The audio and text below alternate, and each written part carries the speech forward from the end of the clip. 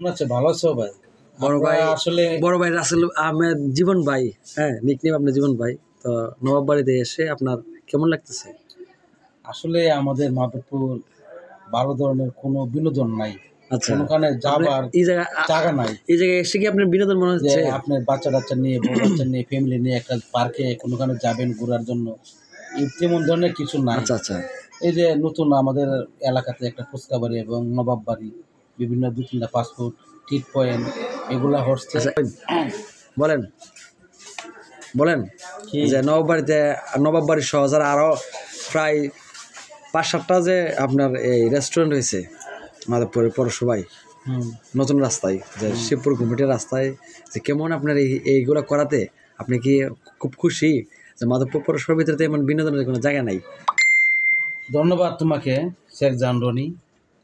আসলে আমাদের যে মাধবপুর পৌরসভা হওয়ার পরে আমরা ছোটোবেলা থেকে দেখে আসছি আমাদের যে একটা ঘোরার একটা পার্ক বিনোদন তেমন ধরনের কোনো কিছু নাই। তো দীর্ঘদিন পরে আমাদের যে শিবপুর মটিয়ার যে রাস্তাটা এবং পৌর টেকনিক্যাল এখানে একটা কলেজ, স্কুল অ্যান্ড কলেজ হয়েছে। এই কলেজ হওয়ার পরে আমাদের এই এলাকাটা একটা পরিবর্তন, এবং এই শিবপুর থেকে ঘুমুটিয়া হয়ে রাস্তাটা বুল্লা মাঝিশাল এদিকে যাওয়া যায়। এই রাস্তাটা হওয়াতে ব্রিজ হওয়াতে এদিকে একটা মানুষের একটা সমাগম আনাগোনা বাড়ছে। আনাগোনায়। তারপরে এখানে মোটামুটি খাওয়া দাওয়ার একটা পরিবেশ এবং বিনোদন, বাচ্চা টাচ্চা নিয়ে এদিকে আসা যায় বিকালে।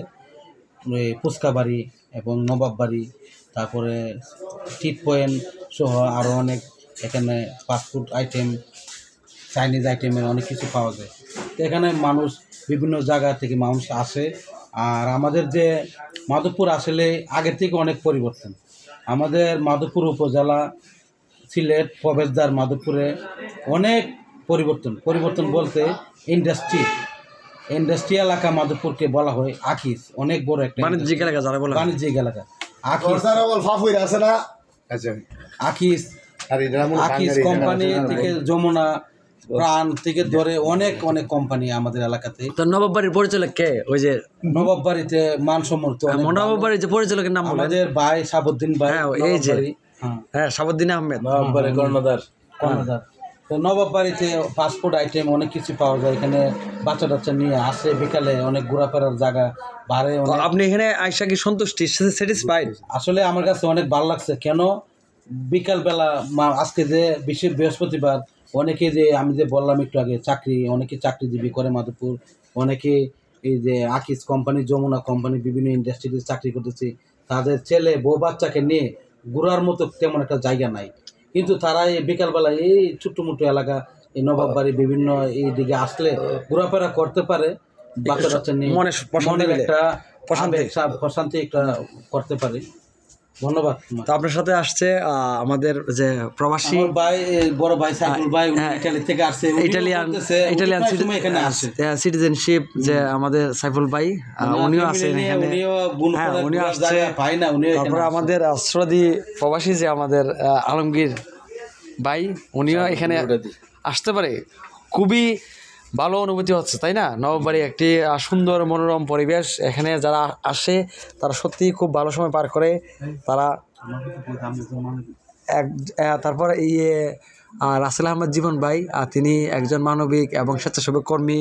তারপর সাইফুল ভাই আছেন, উনিও স্বেচ্ছাসেবক, মানবতার কাজে ওনার কাছে যারা যখন সহযোগিতা চেয়েছেন তখনই তারা সহযোগিতা পেয়েছেন। এটা এরকম নজির আছে এই সমাজে। তারপর সবচেয়ে বড় কথা যেটা, আমি ইটালিতে থাকি।